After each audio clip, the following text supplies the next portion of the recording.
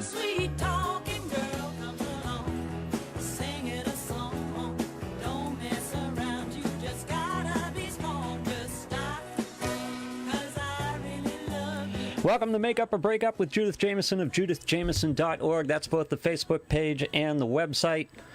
We were talking at the beginning, so And what? I had trouble getting us started at the beginning. Oh. You and I were chatting. There you go. It's perfect. So, welcome everyone. Here's our show for August 14th. That's right. We've been off for a week or two. judithjameson.org. That's the Facebook page and the website. The Facebook page, judithjameson.org, has all the past episodes of this show. It's fantastic. You can go check out everything we've talked about, from narcissists to health to, just all kinds of healing, divorce issues, things like that. Or you can go to judithjameson.org and get information, contact information for you, information about your services, information about events coming up. Exactly. Thanks, Lou. Yeah. Just a reminder, Coach Judith, my coaching is, I'm a life coach with a paralegal degree as well, and I specialize just in relationships. So yes, I could do job coaching, and I'm actually really good at it, but I know someone that's even better at it, and she is a life coach, and she specializes just in life coaching. Her name is Coach Jackie, so we'll have Coach Judith and Coach Jackie. Nice. She's going to try to come in on September 11th. So a couple of weeks into September. Right. She's really excited about it. And what I love about it is she works in the human resources field as well as does the coaching. So she's totally immersed in it. Well, this is like you doing divorce coaching and being a paralegal. Right. So it's sort of like with me, I'm combining all my life experiences, but all aspects of my credentialing right. And with my paralegal work, I can really understand what people are going through. But having paralegal work or being part of human resources, that gives you an insight into the other side that's, from a professional end. Oh, absolutely. So what I love about Coach Jackie is she's also written a book, which I'm going to have her come on and talk about. It came out, a number of months ago. And so she's really great at coaching people, not just in getting a job, but finding a career that fits you, that suits you, that makes you happy, that makes you want to get up every morning and go to work. Yeah. And she also helps people, she coaches people with how to manage the job that you have, how to manage within the corporate infrastructure of your particular, good, bad, and the ugly. And we all have difficulties, but none of us ever know none of us have really ever known who to turn to except a friend. Those are, it's kind of analogous to relationships, right? Your relationship with your work and with the people around, you have to be able to quell your own issues, and, it's a give and take, right? Work is that way too.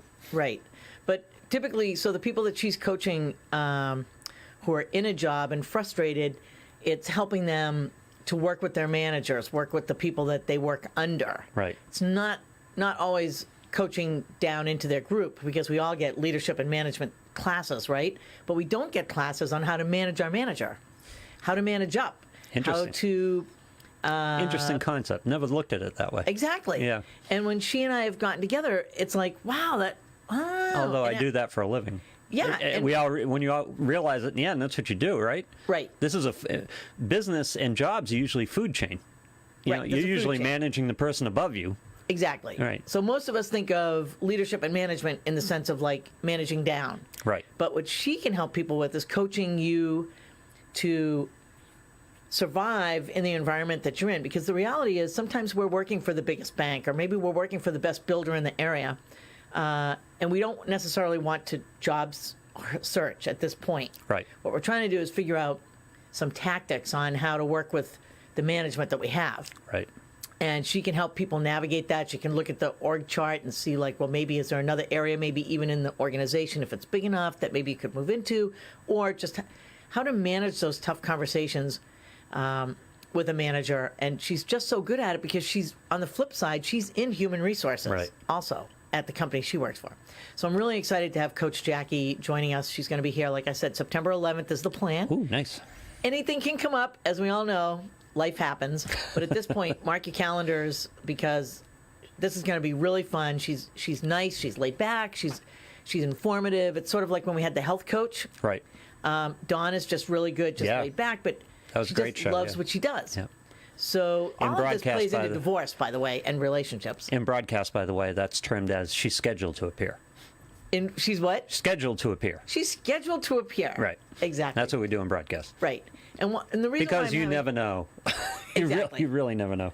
Right. So the reason why I'm having guests like this is because, well, the first thing we think about is the majority of my clients, unfortunately, are done with their marriages, and so I'm coaching them through the separation and divorce process, right? And also how to manage that with their kids, but also the big chunks of concern for people are naturally money and the legal issues. So it makes sense that a lot of my guests and topics are about Right. your finances and about the legal aspects. But when you're going through a separation and divorce nowadays, the court system expects both parents to work. So just because you've been a stay-at-home mom or a stay-at-home dad doesn't mean that the court system's going to say, hey, just keep doing that. Right. The court system's going to say, there's something you can do in some time, typically, that there's something you can find to do. And if not, maybe we can allow some money for you to go back to college or whatever. So given the fact that times have changed and people are expected primarily to go back to work if they haven't been, that it is a reality. It can be a hard reality for some people. Right. Staying at home can be a luxury, right? It's like homeschooling. Homeschooling is a luxury. Yes, it is. If you can afford for your husband or wife to stay home and teach your kids, power to the people. That's great. But it's not always practical. Right. And it's selfish if you're doing it and you're, barely making it by on, $20,000 a year, right? And you've got like 3 or 4 kids. There's a difference between selfish and affordability and practicality. Right.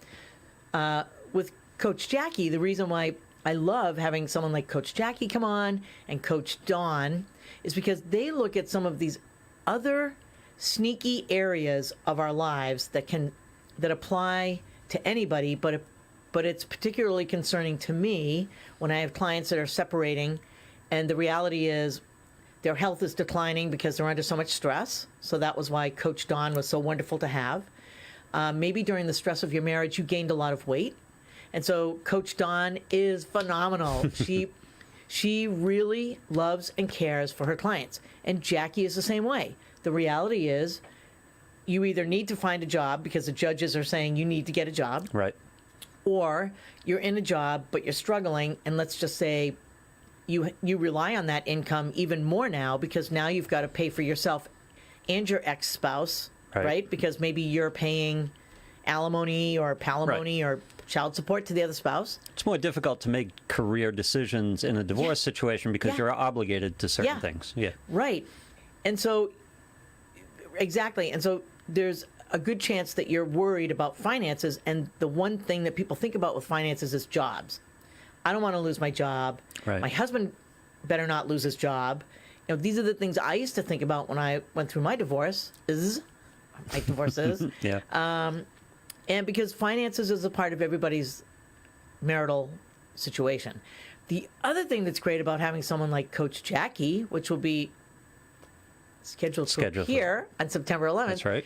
is what you just said. What did you just say about like the stress of jobs and things? Well, about in terms of divorce situations, you're obligated to Right. you're obligated to your divorce settlement. It's difficult to make decisions on career changes, even location changes. That all has to be factored in here because you have obligations you need to meet. Right. And the court doesn't look favorably on you saying, well, you know what, I'm going to work part-time now. Right. No, you're not. No. Yeah. Right. Well, So- you can work part-time, but you still owe the same amount of money. Exactly. Yeah. And here's the other reality is, not to be Debbie Downer, but sometimes it's important to give a reality check, right? So the reality is, which is where I was going when you talked about the stress. So the stress that people can be under, they've got, especially when they start to get the legal system involved, when attorneys are going back and forth. Yeah. It's the stress of the unknown and not knowing how much money we're definitely going to have at the outcome, because you really never know until the day you go in front of the judge and the judge says yes or no to whatever agreement you've presented in front of the court. But here's the dirty little secret. During the stress of end of marriage, end of relationship, and into the separation process, there is so much stress that we're not eating well, we're not sleeping well, we're not thinking clearly, Right. right? I call it like the divorce fog. And people lose their jobs during this time. Right. It's not uncommon to lose your job. So if you get to Coach Jackie ahead of Because time. this is a long period of time. The breakdown of the marriage to the final divorce can Right. be 2 or 3 years, which, Right. if your job performance is suffering, that can put your job in position Right. in jeopardy. Right. Yeah. So it's not uncommon. I see it all the time. I hear the stories all the time.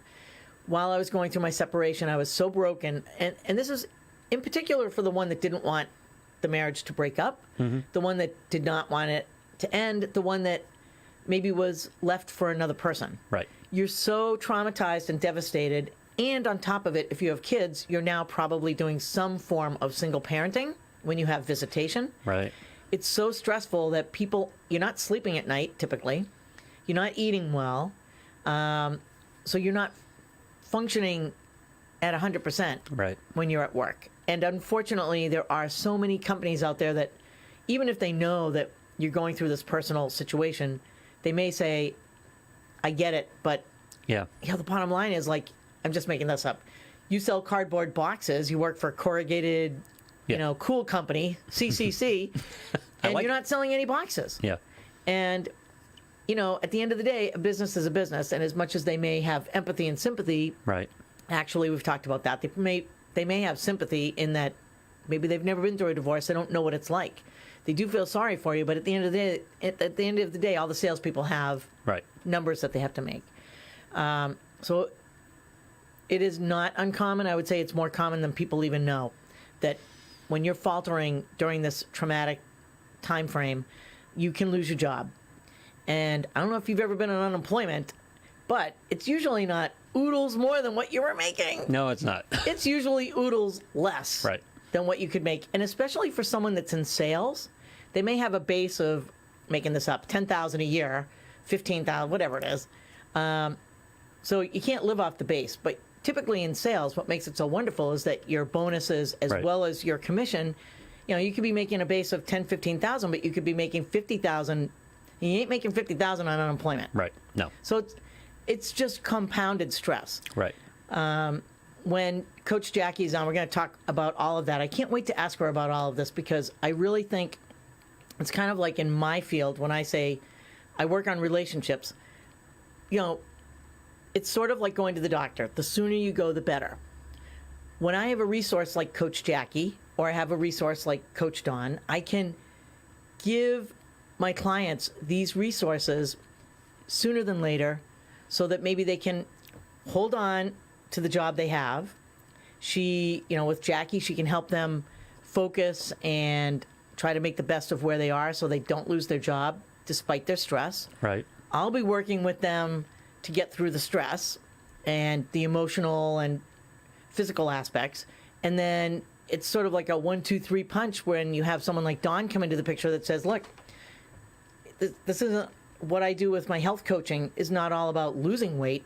It's about maintaining the right weight.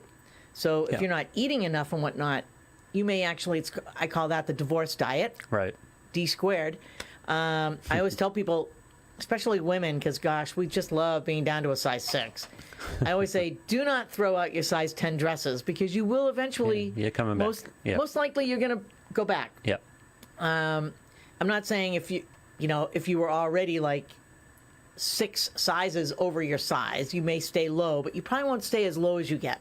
Right. So people that lose weight during this stressful period tend to lose more than they would normally lose, and it's not based on eating well. Right. So like you and I have talked about when you looked at your weight at one point just a couple of years ago, you're like, Yeah. I think I need to do something about this. And what you did was you conscientiously reduced your calories. No, Right? I created a calorie deficit. Right. In other words, I didn't limit my calories, but my thing was, and this is, Yeah. I find out it's fairly cliche, but I'm going to be in 500, 600, 700 calorie deficit every day. Right. No matter what I eat, I'm going to burn off more. Right. And But I'm so, saying, but you were actually looking at like Yeah. your weight loss. I was tracking. You had sort of a process. I tracked my calories burnt. I tracked my calories Right. taken in, and my goal every day was at least 500 calories deficit. Right. That's a pound a week. Right. Yeah. So for me, my clients are they're either not eating enough because they're too stressed and their metabolism's going and going and going, Right. or they're eating too much. So a lot of times we turn to binge eating. Right. When Comfort. Yeah. Yeah, especially when we have children and the children have gone to be with mom or dad. It's a really jarring moment the first night that you don't have your kids around because Yeah. you've got to give them to another household. And so what do? You might sit and watch TV, or you might just like surf the internet, or you might just be hanging out, but you kind of looking around, and it's not unusual Plus, to... if you're dealing with kids, you've got Oreos and ice cream in the house. Yeah, that's right. So if you have kids, you've got the Oreos hanging around, and so You've got the loaded guns in the house. Yeah. Right. And there is that sort of mentality. We do look at desserts and junk food as like a treat, right? So there is the mentality, like you're not going to say, oh, I deserve a carrot. Right? You just don't. I deserve some Exactly right. hummus. Yeah. Right. So all of that to say that I just love the opportunity to work with my clients and also to share some of my resources with our viewers. Well, we joke about you being the unwedding planner. A wedding planner comes The in. unwedding planner. Yeah. Wow. Wedding planners come in and they don't cook the meal. They don't set up the tent. They don't. Nope. They don't set up the chairs and tables. They, they plan the connect you event. with people who do and make sure it all happens. And that's your Right. role in these situations, right? Right. You don't do all the coaching. There are areas of expertise where you know people, legal, financial. Set it up and make it up. Make sure it all happens. Right. And I think what we're talking about too is the most successful outcomes for anyone trying to achieve something major, in like a major event. So this is a major event for many people. This is the biggest event. What, divorce? Yeah. Yeah. Separation and divorce Yeah. can be one of the most traumatic and major events in their lives, especially because there's so much stress that surrounds it. And having a team is the most important aspect of it. But a team being well educated, specialized team members. So I specialize in what I do. The coaches specialize in what they do. I work with divorce attorneys who only do divorce law, so that they're in and out of the family courts every single week, and they're very aware of the laws and the changes, because the laws change every couple of years. There's actually a commission in Massachusetts that looks at child support laws and child related Right. laws and issues every couple of years. So it's evolving. Right. Yeah. And so they're always looking to, tweak it. And that's why it's very important for attorneys to be up to date on everything, including the interpretation of the wording. And sometimes that can, like even now, there's some new laws that are put into effect that at the end of this year, there'll be some changes with alimony and different things. Yep. And it can be hard for even attorneys that are only doing family law to actually interpret it. So it takes a while. It can take an entire, like I know attorneys right now in August who still aren't fully clear on what that means. Right. But trust me, come January, it'll be clear. Right. And everybody will be on board with it. But if you have an attorney that does different types of law and they're only doing that 30% of the time, they're totally not on board with it. They're not moving and grooving Right. with other divorce and family law attorneys because it's not the main focus of their practice. And the same goes with finances. You want a financial planner that just does financial planning, that and also has had experience with clients that have gone through a divorce. So even though a financial planner theoretically can plan finances for anybody, you want someone that understands the ups and downs of divorce. And like, for instance, the innuendos of 401ks and what are, Yeah. what's a good way to roll it over? Like, Right. do you roll it into another 401k or do you put it into an IRA? Well, we had Jeff Shank from Andover Advisory Group Yep. on filling in for you, and I do a show with him otherwise. And we were talking, Right. one of the aspects about divorce that I found interesting that he was talking about is when you're sitting there talking about assets, by the time you transfer the asset with some of the tax rules and things going on, a $100,000 asset may not be $100,000. You have to know Right. some assets are $100,000, some aren't by the time it gets transferred and rolled over. So knowing how assets survive the process Right. to you is important too, so you can actually get a full scope of what the value of it is. Right. Especially if there's some, if there's any kind of a fee that's associated with it, Right. or whatnot, or a penalty because of the way you're trying to do it. So yeah, you want to be doing it in the right way so that you're not, save the money. You want to be fighting for the right things. Yeah. In other words, Right. you know, $100,000 boat as opposed to $100,000 in another asset, you may want to weigh them. They're not the same $100,000. Exactly. Yeah. Exactly. I want to go back to the stress thing for a second because I'm going through, as we were talking before, I think I'm buying a house. And I'm very stressed out about all the finances and everything around it. And I think one of the things I'm finding right now is that not having someone with counsel on a fairly regular basis amplifies my stress. In other words, if you're in a stressful situation, whether it be finances or relationship, work, whatever, if you don't deal with that stress, what happens is the effects of the stress tend to amplify. You make worse and worse decisions. Right. And your behavior gets more stressful and more stressful. So it's important to, if you're having trouble handling it, and it's difficult alone because the stress is internal, right? So you're dealing with yourself. If you're having trouble, you know, talk to somebody because Right. that helps to relieve some of the pressure of the stress. Right. Yeah. Exactly. Yeah. So sometimes you're right. I mean, just talking about a situation, sort of, even if you think you know the answer, but you just want to validate. And in fact, it sort of reminds me of a client that called yesterday, or we were texting during the day, and she's like, you know, I need some help. I'm questioning some reactions that I'm having between my soon-to-be ex, because they're going through a divorce, and my adult children.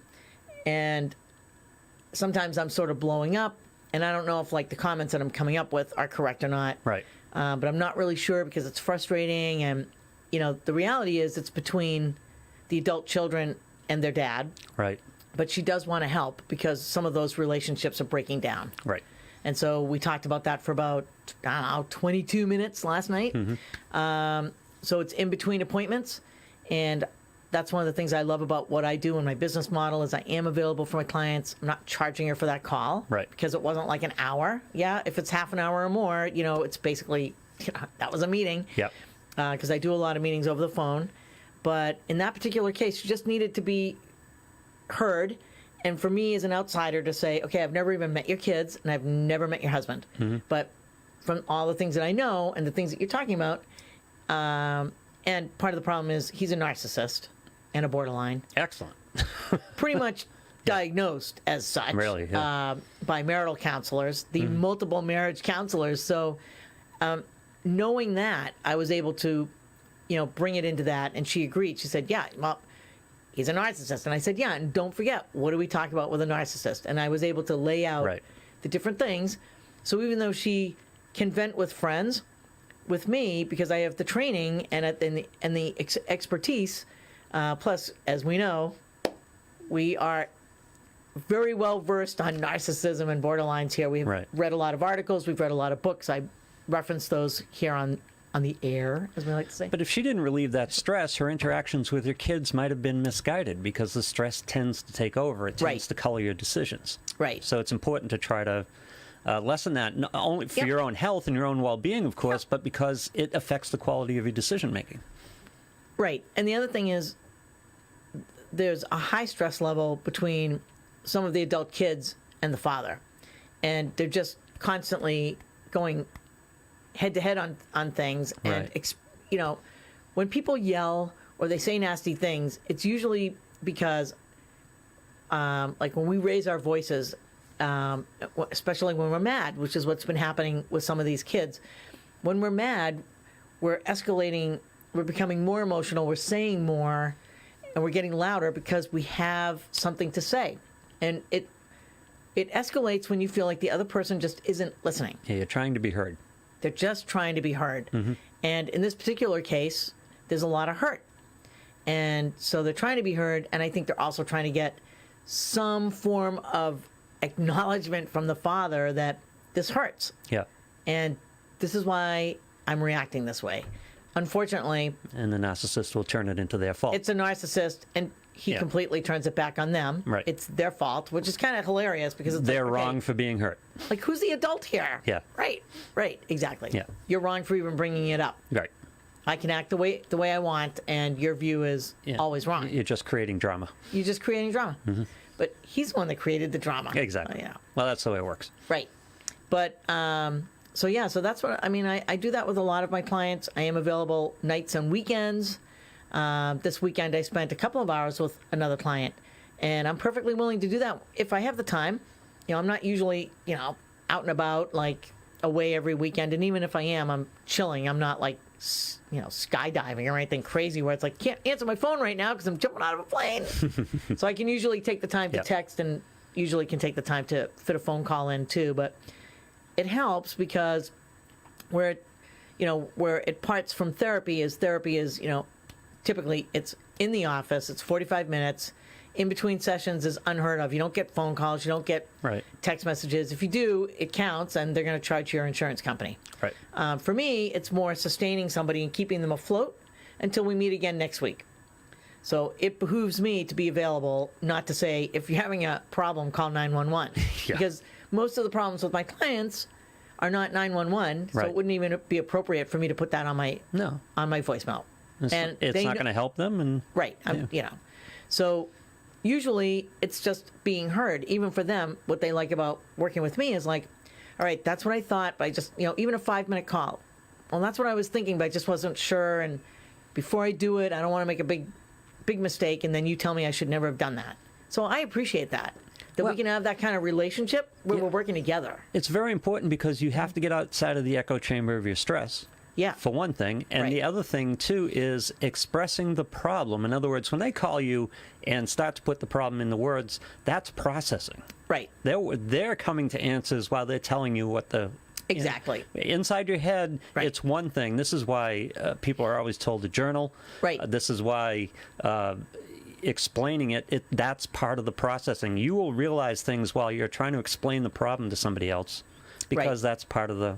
Again, it's part of processing the problem. Right. It's a very important part of it. Right. And I think, especially in the case of someone that's trying to either work on their relationship or they're processing the separation and divorce, they want to err on the side of caution before they just pick up the phone and say something. Yeah.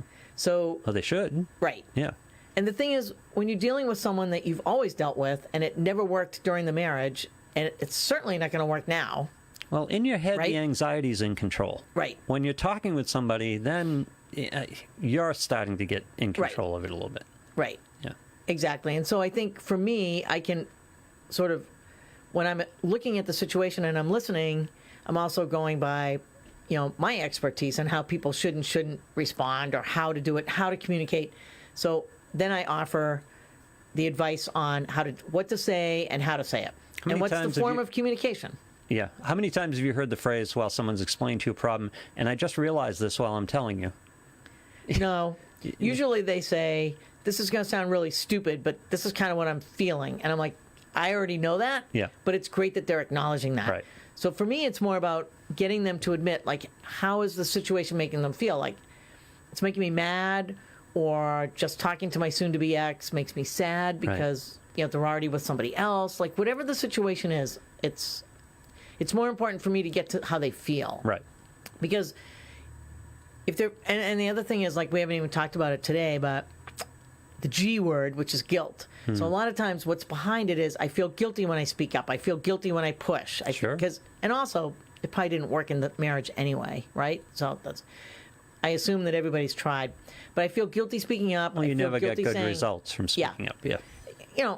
And I always say, truth and love, right? So I'm not saying you love your husband or your ex or your soon-to-be ex, but truth and love says that I'm speaking truth, but I'm going to try to do it in a somewhat loving way, which also says I'm going to take the time to say it in the right way. Right. So what I say is, step back.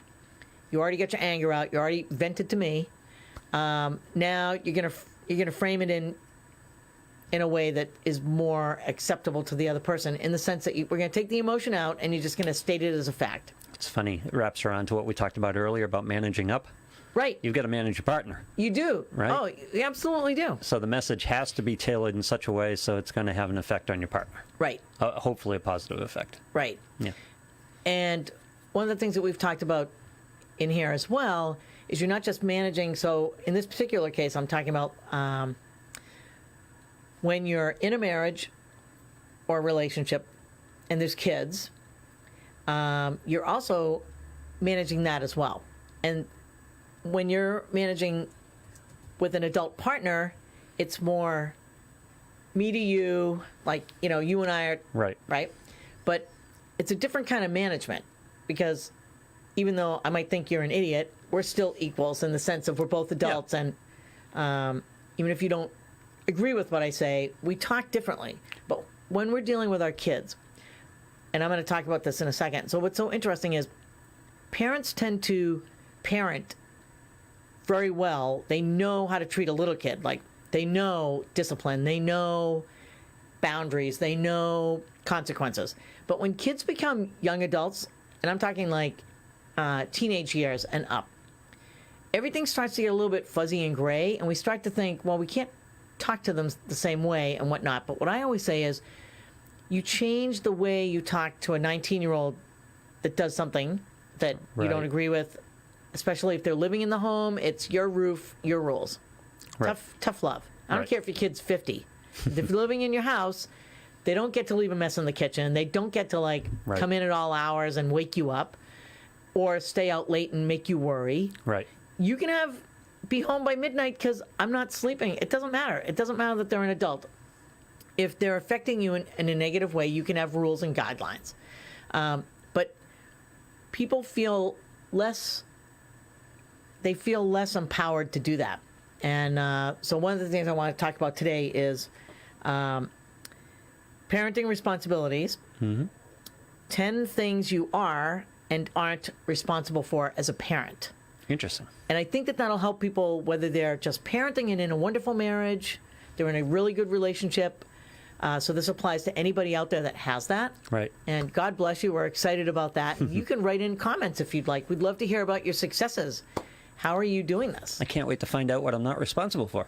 Right. Can't wait to hear what you're not responsible. Well, it's Yeah. actually something that makes sense, but something that not many people do. Right. But if you're going through a separation period, whether it's going to be a divorce or not, it's extremely important to remember that these guidelines are even more important, because the more uncertainty and the more of a breaking apart of a family, the more rules and guidelines and cohesiveness you need.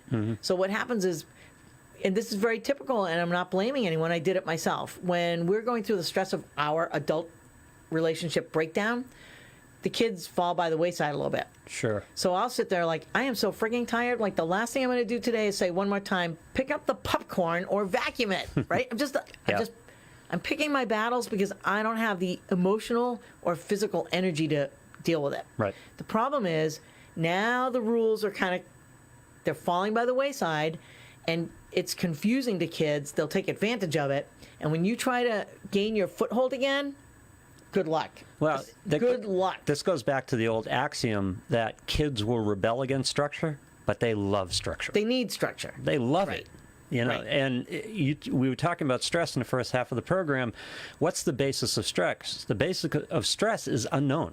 Right. You're stressed out about the unknown, so you got to try to reduce the unknown. So if the child doesn't know expectations, doesn't know the rules of the house, doesn't know what's expected of them, they're uncomfortable. Right. They kind of want you to take the lead. And, Right. Yeah. And again, they're going to rebel against it, but Right. kids love structure. Right. And the other thing, too, is during a separation, if one parent has left the house, or, God forbid, you're still living under the same roof while you process your separation and divorce, which I don't recommend for a number of reasons, the kids need to know things are staying the same. You can't just assume that they just know all these things. You have to tell kids of all, I don't care if your kid's 30, hey, you're going to sit down with them. It's going to be an adult language, but it's going to be like, hey, just so you know, Right. Just because mom and I are separated, I still want to see you as often as possible.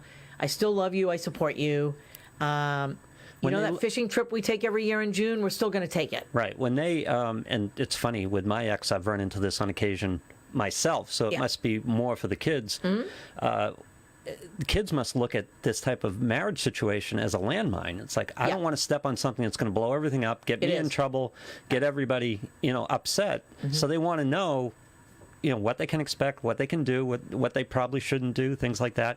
I find it sometimes dealing with my ex, going over and visiting the kids. Every once in a while we run into some. She goes, text me before, you make plans with her, and I go, okay, no problem. You want to know where you're okay and where you're not, Right. so that you don't mess up. Everybody wants that. Right. Yeah. And I think that, again, just because of the situation that they're in, a lot of parents will just, they're in so much stress that they think the fact that, that the kids are maybe older, so say they're like 10 or 12 or whatever, that, well, I'm getting them dinner and, but what they don't realize is you actually should be spending more time with those kids because they're hurting too. Right. And so instead of just, this is what I with my clients, I make it very, very clear. This is not just about you and your soon-to-be ex, or maybe you're going to work on your marriage, but you're separated. It is not just between you and your significant other. It also involves the kids. Absolutely. You guys are talking. You know that you're moving out next week, and you know that you're going to get every other weekend, but the kids might not know that, and they shouldn't be hearing it from one parent. They should be hearing it from both parents. And the thing is, parents assume, well, they know we love them, whatever. It's like, well, this is a time when they kind of need to hear it more. Right. Yeah, they know they're loved, but they need a hug too. So, like, how like we vent to a friend, like when we're going through a breakup or whatever. Well, who are they venting to? They're not venting to anyone. Do you think a 10-year-old's gonna like sit on the swing set or be out at the recess and say, "Hey, my parents are breaking up. Do you have any advice for me?" No, It's not the way it works. no, Yeah. they don't. So we have adult processes. Hopefully we're not doing it the turtle and keeping it all into ourselves. Hopefully you're working with me and you're talking to somebody like Lou, who's your buddy if you're a guy or whatever. But the kids don't have that. They don't have that. And they're probably not even talking to siblings. Right. You might have a 16 and an 18-year-old might talk a little bit about it, but you'd be surprised. You would think that 4 kids in a house, 2 of them are older, they're teenagers, they get it. Right. The 8-year-old gets it, but they're not going to sit there and talk about it. You would think that the older kids would be talking about it at least with each other, like, wow, what do you think? And what are you going to do? And they don't. Yeah, only in the movies. They don't. Yeah. They don't talk about it with one another. And so it's very important that And it's just as basic as in the house, do I mention Dad? Do I even say the name? And when a kid is living on that level, where if I say this, is everything going to get, tense and blow up? Am I going to, everyone going to get upset with me? Right. That's not a way for a kid to live. They need to know what's okay, what isn't. And, Yeah. Right. And you want them to know that even though they're not comfortable with the topic, you're still going to push it. Right. You're still going to have the topic. And I always tell people, if your kid is resistant, like, Mom, I'm fine, and they go upstairs, like, Mom, I don't want to talk about it. You're creeping me out. Yeah. Do it in the car because they can't get out of the front seat or the back seat. Right. So the conversations that can't happen easily and organically in the house, have it in the car. Right. And don't have it on a 2-minute ride to like their friend's house. Be intentional. Think of a half-hour place where you can go. Take them out to ice cream, but don't take them to the ice cream store near you. Say that you're going to go to that really fun place. Then you bring up in a very gentle way the topic of, hey, I just wanted to bring up the topic of, me and your dad separating. How's it going? Are you feeling okay over there? Are you feeling okay at home? Is there anything that you want to ask me? Yeah. Now, obviously, you're not going to reveal everything. If they're 10 years old, you're not going to say, yeah, Dad's got a girlfriend. But if they're teenagers and they're like 16 to 18 years old, they're going to get it when they go over there. They're going to clearly see that Dad has a girlfriend. Right. And it's okay for you to talk about that. But you can also say, yeah, I'm really sorry about that. It's not the way I would handle myself. I'm sorry that you're being introduced to this person that Dad just met 3 weeks ago. I can see where it would be upsetting. Yep. I absolutely can see where that. But let's talk about how you can talk to your dad about that. You allow them to be a part of it because they are part of it. They're not the tin cans trailing behind the just unmarried car. Right. They're in the car. They're part of this process. And again, another axiom about children: kids tend to rise or fall to expectations. If you expect them to be a part of this, they'll take that on.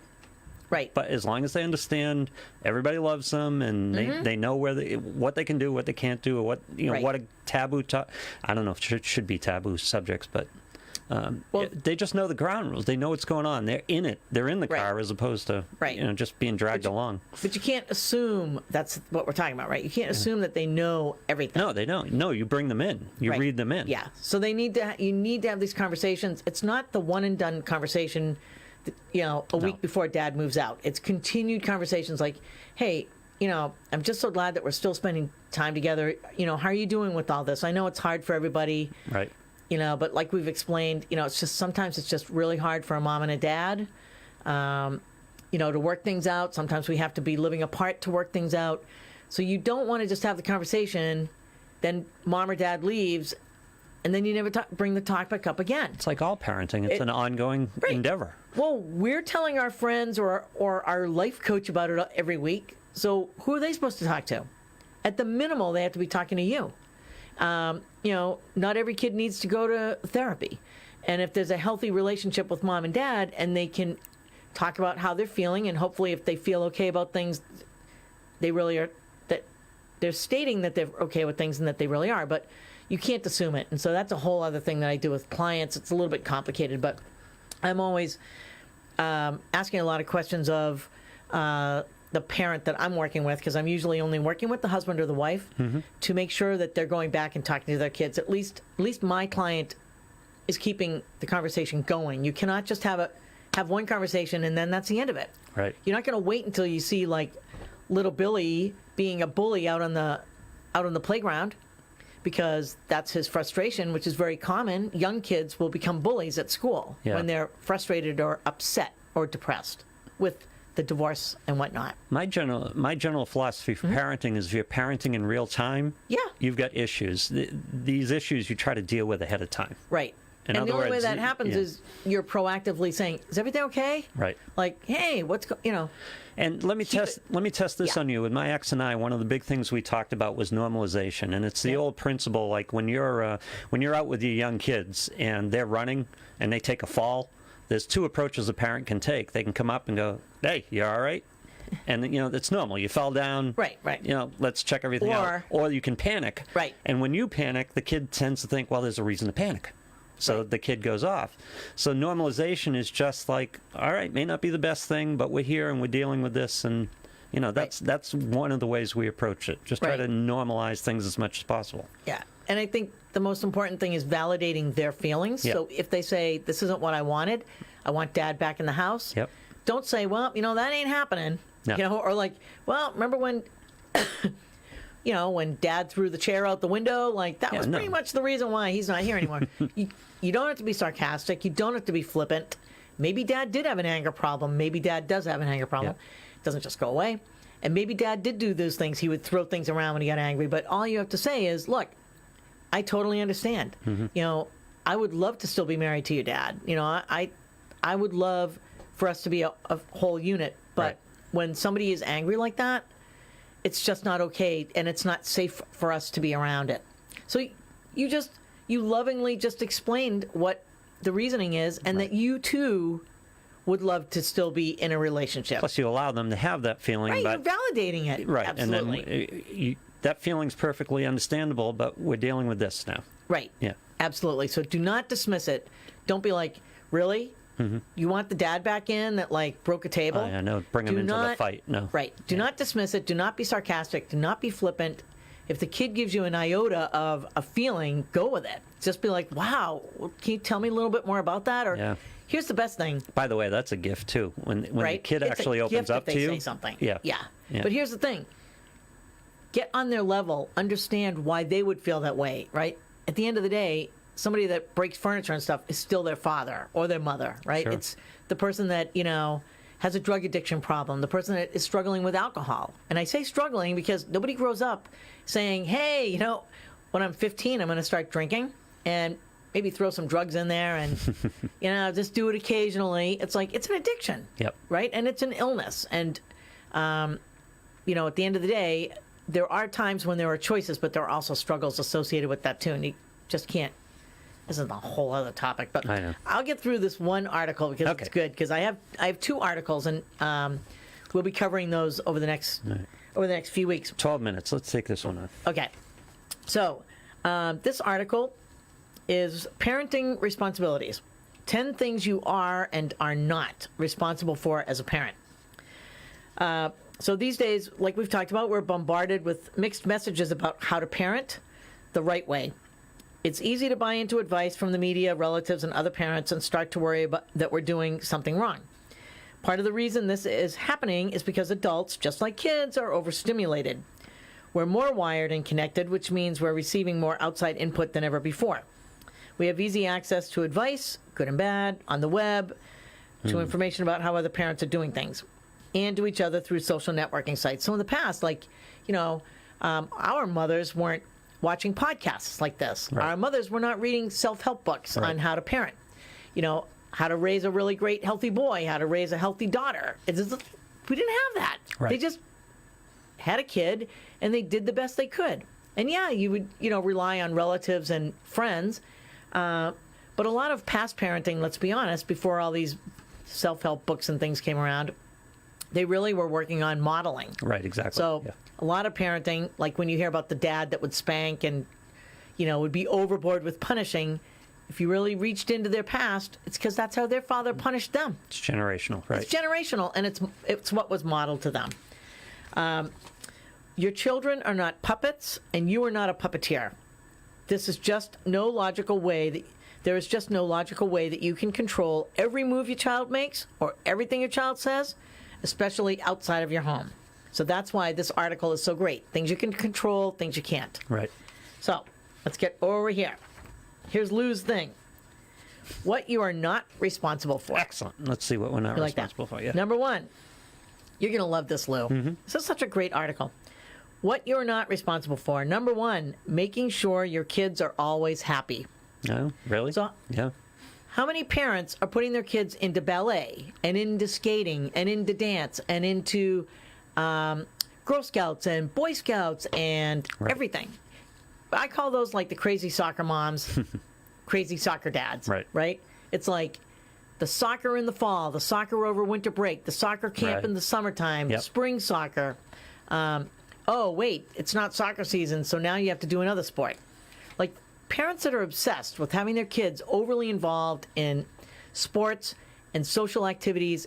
I mean, it's just overload. Always facing stimulation. Always facing stimulation, and God forbid these kids just have to sit and do some creative play in their room or Right, out in the yeah. backyard. None of that anymore, yeah. Exactly. So here's what the author says. Don't get me wrong. It's good for your kids to be happy overall. But that means there will be plenty of times, especially when you're parenting responsibly, that your kids will be furious with you when you set limits or you give them consequences. Oh, yeah. Right? That's part of your job description as the executive officer.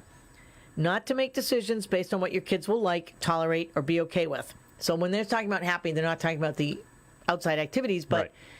your kids have consequences, and a lot of parents will cave in. Right. So with my ex-husband, he had 2 daughters, and he would always complain about the fact that his wife was too strict. But when I really looked at it closer, too strict meant time out or go to your room for half an hour. Right. I don't think that's too much for a 7-year-old. No? No, it killed him. So he would go up and say, "That's just a ridiculous, You would? ridiculous You would punishment." tell them that? Yeah, he would go up and take them out of the room. Oh, God. So he would usurp Yeah. the wife, aka the mother of the children, which we all know. No. No, bad. If you don't agree with what your spouse just did, and you think that it's too much, which is a whole other topic, talk to your spouse on the side without the kids in earshot.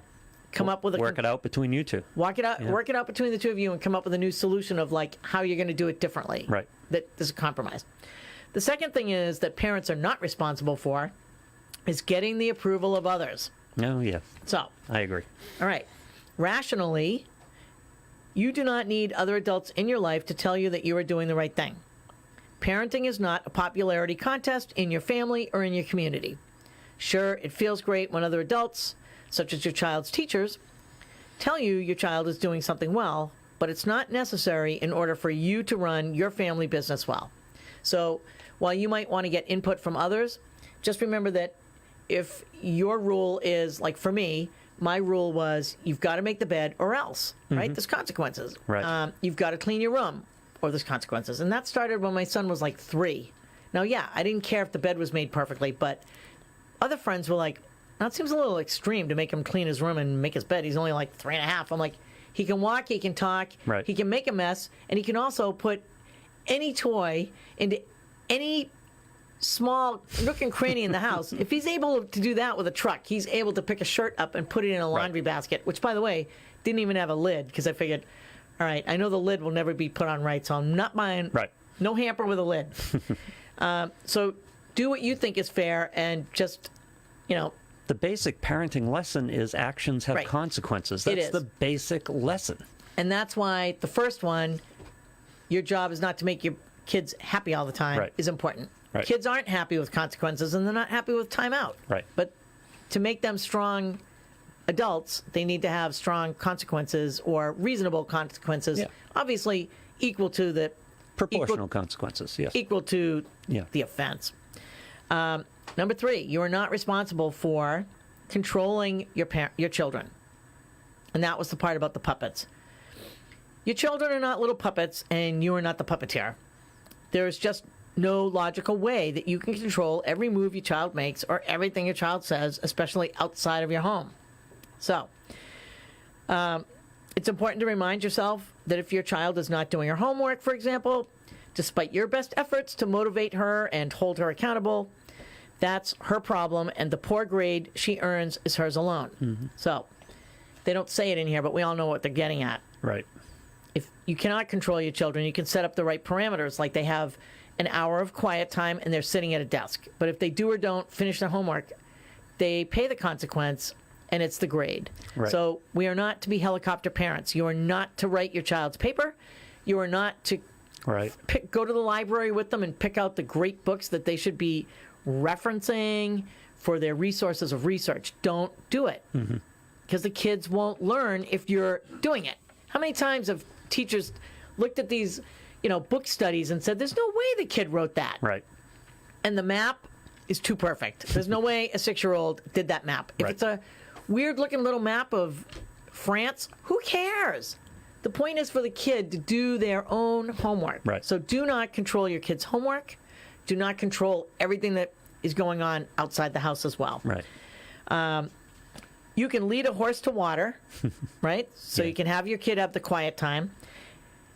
And you can't make them drink, but you can make them thirsty. So you can set up, wouldn't it be better if you could get Bs? Wouldn't Right. it feel better if you could get these grades so that you can go on to maybe do some cool things that you've talked about? You Right. want to be a fireman or a firewoman? You've got to have good grades. You've got to be able to perform. So there's ways to look at it in a positive way. Yeah, I always used to do it in a positive way with kids. Well, you're handling school. You're doing well there, so we can do this. Yeah. We can take time to do Right. this. The implication being, if you were having trouble in school, Right. we wouldn't be able to put the resources towards Right. this. You'd have to focus more on school. Exactly. Yeah. The other thing that you're not responsible for, doing for your children what they are capable of doing for themselves, which is kind of what we were talking about. Right. Many, many times our children will ask us to do something for them that we know they are capable of doing on their own. Your grade schooler might not make his bed. Oh, this is hilarious. Your grade schooler might not make his bed perfectly the first time, but practice and doing it imperfectly several times is what he needs in order to get to the point where he can do it on his own. I'm not saying to stop preparing breakfast for your child once she's old enough to pour her own cereal, or to never do anything to help your kids out in a pinch. What I am saying is to let your kids struggle sometimes and try your best to balance the responsibility. Right. Here's a good one. Typing a child's paper for him because you type faster and it's getting closer to bedtime is not striking a balance. Right. Your kid has to be able to factor in the time that it takes to put their paper together when it's due the next day. My favorite one. And then, Well, that's a consequence of waiting to doing it before it's due the next day. right. Yeah.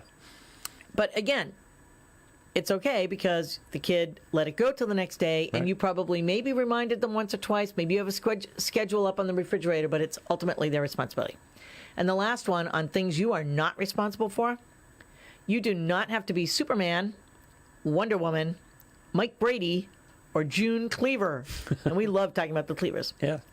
Okay, here you go. These are fictional and super ultra mega characters that seem to do it all and do it perfectly. You're not one of them, nor should you strive to be. Rather than focusing on addressing every behavior issue or adhering to a perfect schedule each day, try to hit the important targets and realize that you might have to let some smaller things go each day. We call this picking the battles. Yeah. Right? Yep. But so many people try to be like, I'm going to make their breakfast and then I'm going to make their lunch the night before and I'm going to make sure that their backpacks are all lined up. That's fine, but they can make their lunch even if they're 3 years old. They can put an apple and the celery in the snack bag if they're going to preschool. Yeah, have a steak in it. And right? they can do some of it. Right. And they can put their backpacks by the door and they can put their shoes by the door. I've seen this in many of my clients' homes. It works.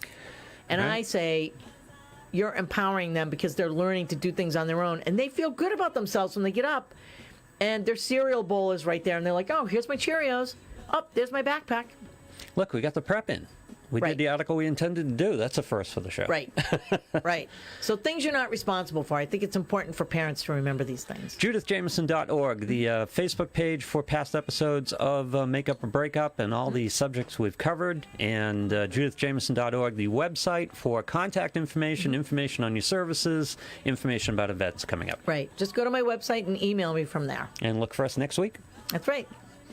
Love you.